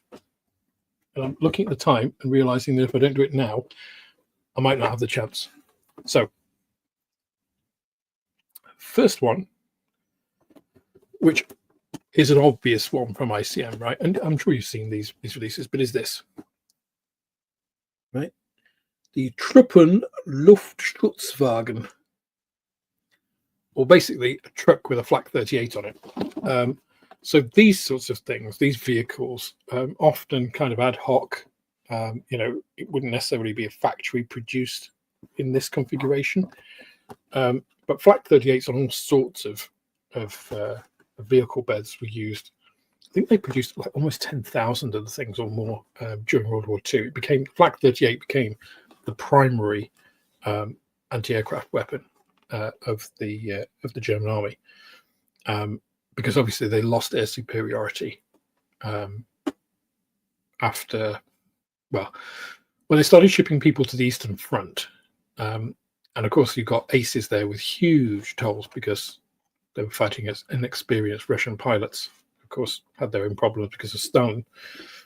But a lot of the best pilots went there. And that left the West relatively undefended. And, you know, so you can't have air superiority everywhere with the limited resources that Germany had, regardless of how good some of the aircraft were. It didn't mean it all collapsed, but I mean, getting towards the end of the war, 44, 45, I mean, it was difficult for fighters to operate, German fighters to operate. So, of course, close air support, you need stuff like this. And the 20mm was an excellent weapon. And a lot of aircraft, you know, were downed due to flak. And, you know, attacking a convoy was risky. So they put these in to make it riskier. So I think that's a really, I've not done this this half track, so I'm quite looking forward to that. The Flak 38 is really good. I may actually just use the Flak 38 I've already built and put that on just to shortcut it a bit. But that's quite nice. Quite like that. I really, actually, the of all the releases this year, the December releases is actually really quite good. Last year, that is. So the next one is this beast. So this is the ZIL 131. Get that so it doesn't get the shine on it. So this is a Russian truck, obviously, Soviet era truck, but obviously in Ukrainian service and with driver, which is good. So I'm currently, you'll see fairly soon, I won't say when, because the move and everything, but I've got a Kozak 2, which is basically 95% finished. It's a really, really good kit. That, the Challenger 2, the Leopard 2, and I think this, I'm going to put together in a diorama. Got a whole bunch of figures as well. That's kind of a project. It will probably go into the summer. But I'm quite looking forward to this. I really like this digital camo, which they don't use on the armored vehicles, but they do on the, I won't say the armored vehicles, the tanks. They don't use it on tanks, but they do use it on like the Kozak 2 and this. But it's slightly different on the Kozak 2. So I'm looking forward to putting that together and putting it in the diorama. So I still think ICM do some of the best, if not the best, figures right now. And the Ukrainian stuff is really nice. And their sets have some really good stuff because they've got weapons and all kinds of stuff.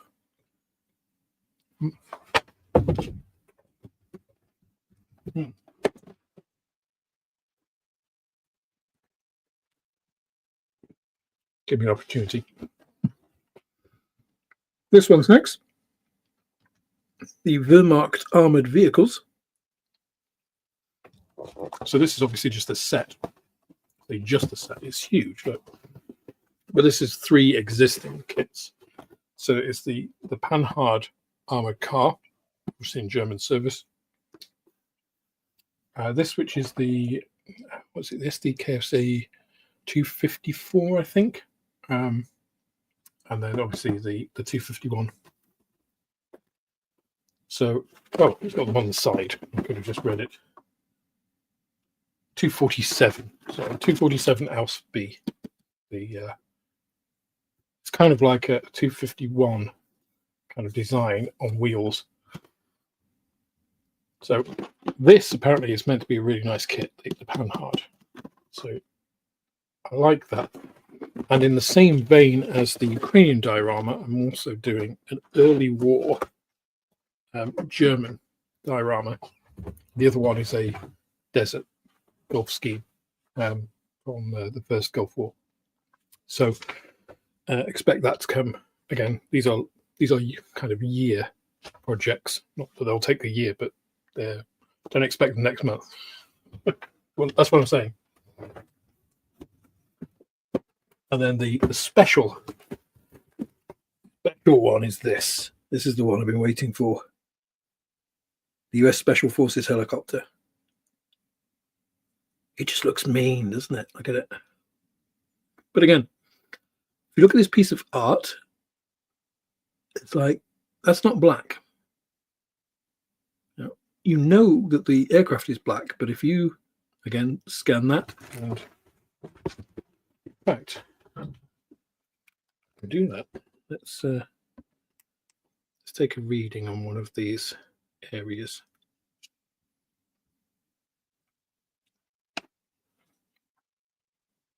Wow.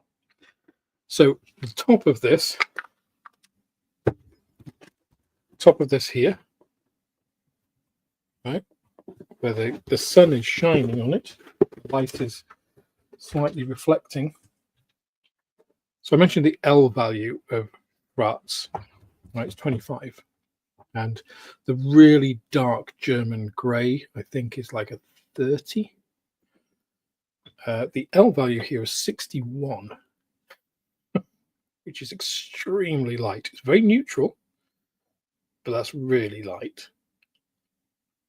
So just gives you an idea of, yes, it's black, but the aircraft is black, but that's not how it looks. So anyway, I didn't want to put it down. I wanted to open it, didn't I? And then I'll swap to my other camera. Give you a view of this. So I've not opened this. This is the first time I would have seen the physical plastic here.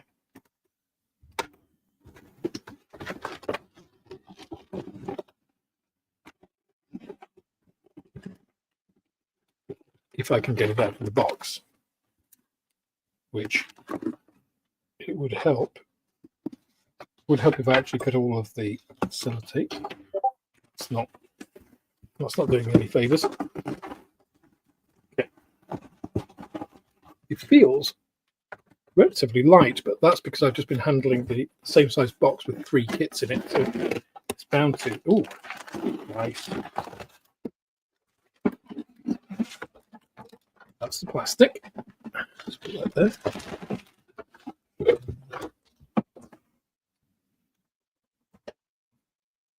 Big box.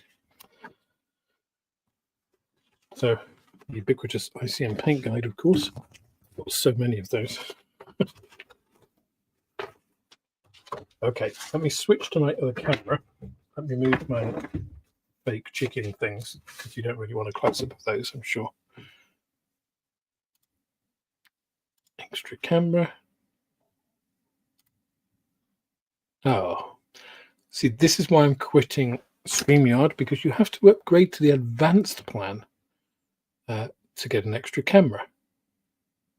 That shit. Okay. What do I do then?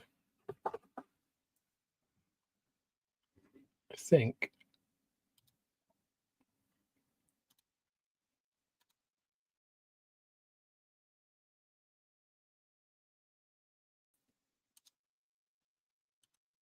okay, that didn't work. I was hoping I could just swap it over.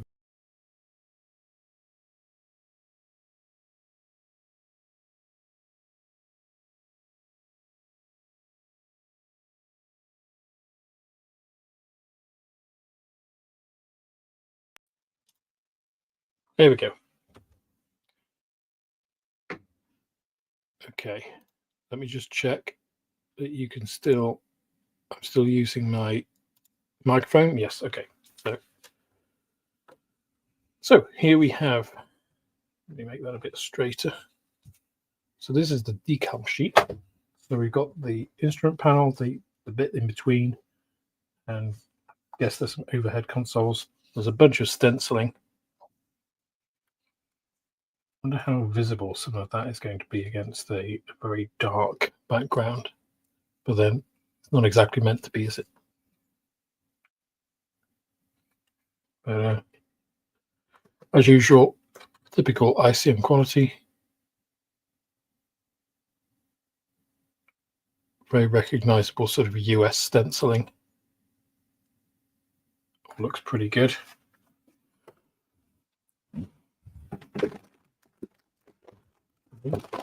This is the plastic.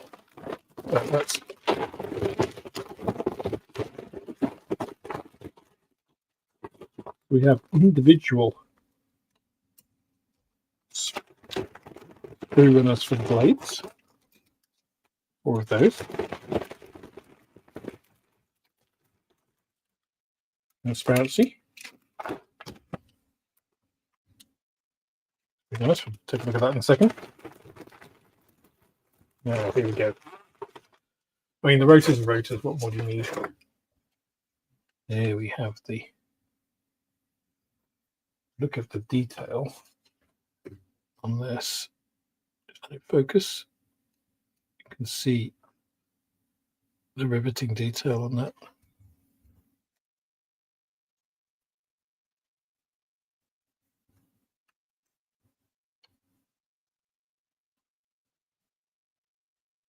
Oops.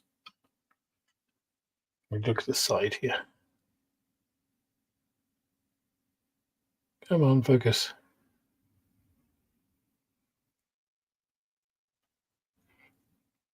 Not playing ball for some reason. There we go.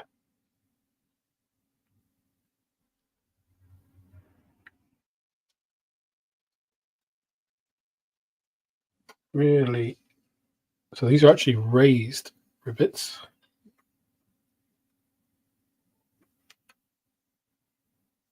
Raised rivets, recessed panels.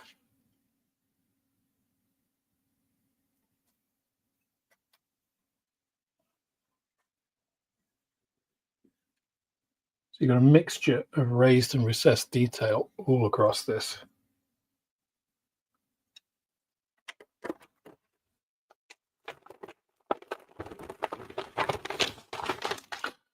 We have the interior. So this is the full floor of the interior. So this is where all of the seats will go, the pilot seats. That front nose. Really crisp, sharp molding on that. Looks very good. Separate doors. Look like car doors, don't they? Got the big side doors. So this is basically the entire interior of the aircraft you get for this thing. And that's really demonstrated here. Wow, these are some very delicate parts. Look at that. These are all the frames for the seats. These are the pilot seats, which I believe are armoured. Got really tiny pieces here as well. Some very delicate pieces, all really nicely crisply moulded. 2 identical screws there. Pilot, co-pilot, and all of the people in the back. These are all of the extra pieces of the seats. So seat cushions. These are the chain guns for the open doors. One each side. Wheel half there. So you can see the detail on that.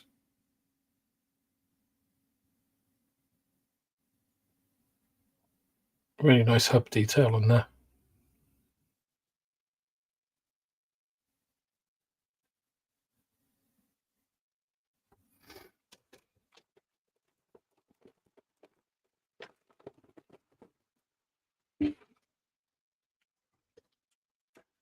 And the final one, these are the rotor hubs.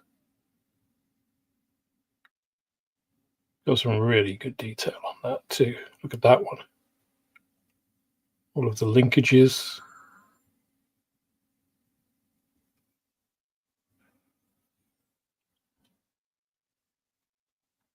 Some rail or other. Again, another piece of the rotor. These are all pieces of the seats. Here. The other sides of the wheels.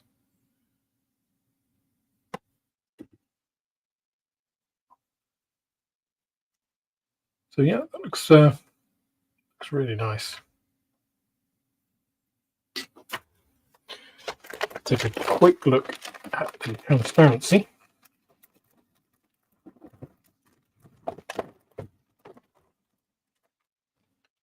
Which I don't expect will be anything other than what we've come to expect from ICM. Incredibly optically clear. Very nicely cast.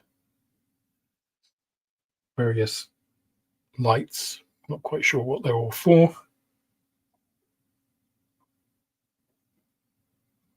Even these curved pieces have good optical clarity.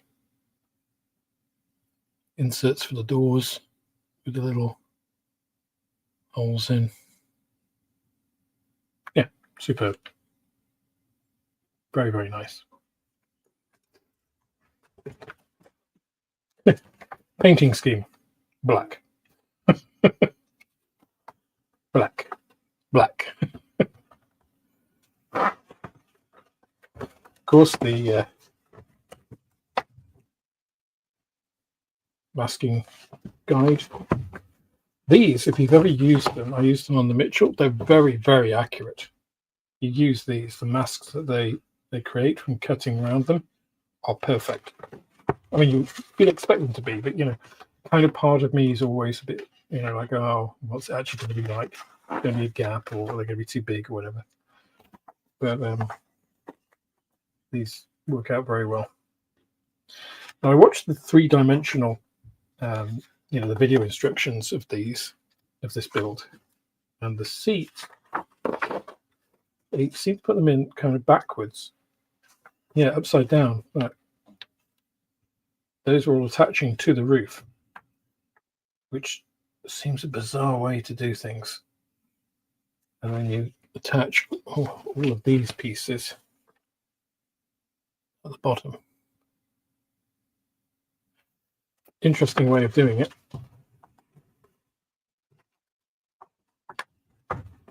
We'll see how that works out. But basically, look, you build the entire interior and then you put it into the fuselage halves.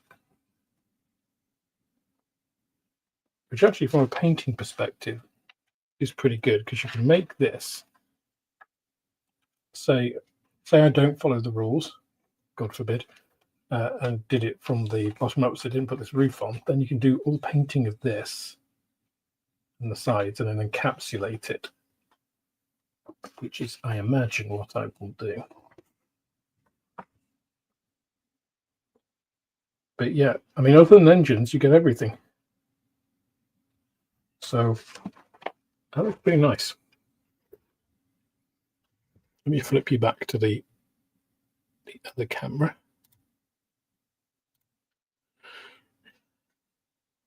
There we go. So that's the Black Hawk. I wanted to show you the Black Hawk tonight. Now, let me quickly, in the last 5 minutes, see if I can catch up with questions, because I am way behind. I'm going to skip comments at this point. I apologize, because I just want to get questions.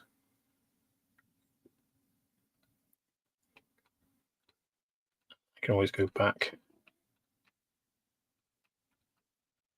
I think I might have covered them all. What scale? It is 1/48 scale. The new Black Hawk from ICM.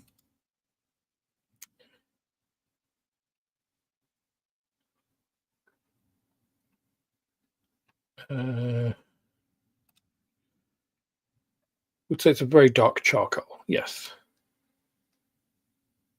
but again, I would start with that charcoal grey, and then I would weather up from that to give that illusion of light and dark.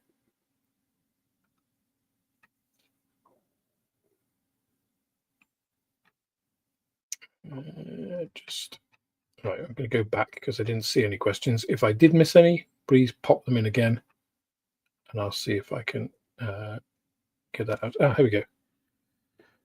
Comment: critique, requested feedback, some positive, some negative, always qualified; criticism, unqualified, unsolicited, always negative. Yeah.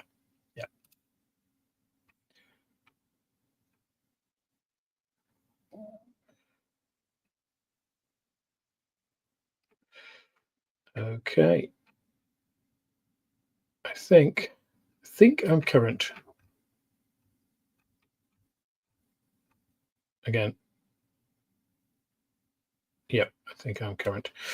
So yeah, if I did miss anything, still have a couple of minutes. You can pop it in the comments, and I'll try and get back to you. But from my side, I think we're off to a really good start in 2025. A much better start than I have in my house move.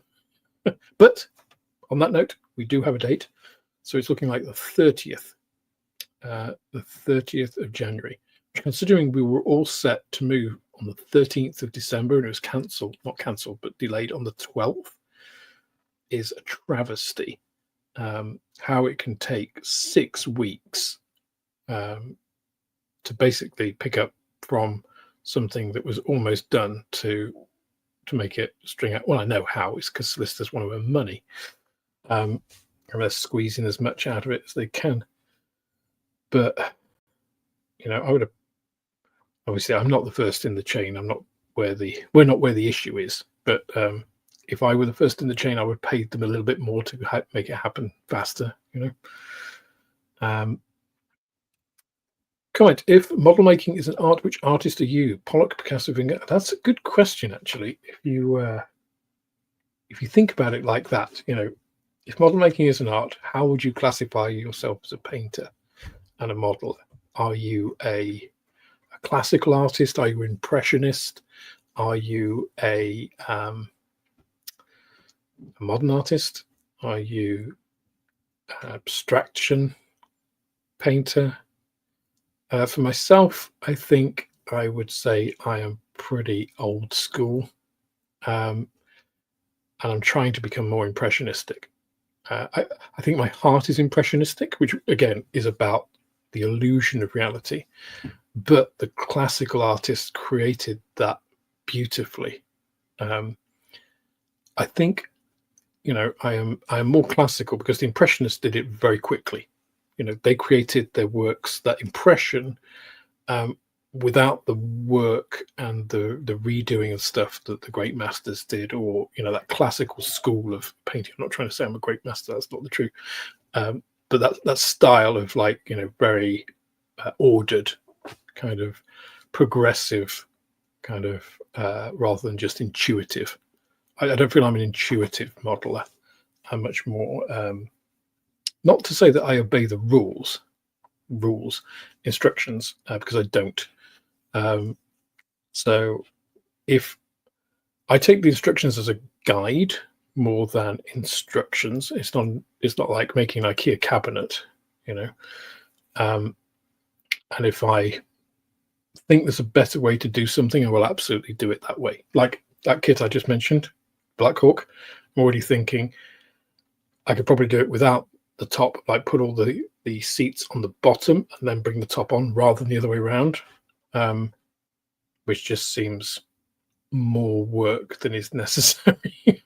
But the trouble with that is you need to test it, because they may have already tried that and it doesn't work as well. So, you know, but instructions from model companies are mainly one person's idea of how to build a kit. They're not necessarily definitive. Sometimes there are important steps that need to be done, but again, like the like the border models kit, they don't necessarily convey that in the instructions anyway. So yeah.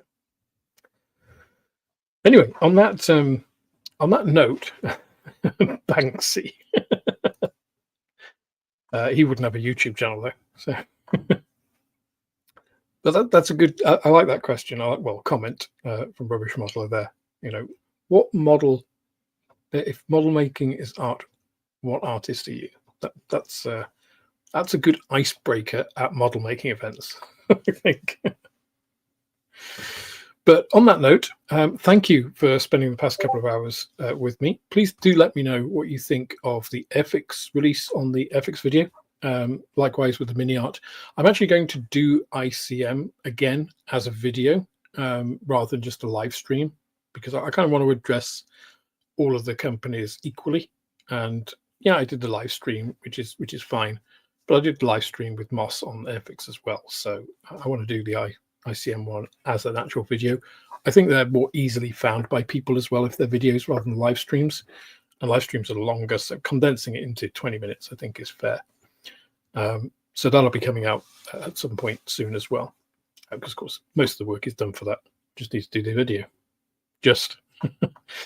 But yeah, please do let me know what you think is good, where you think things are going, and what might be coming next from other manufacturers. I think Italeri is going to be an interesting one to look at this year.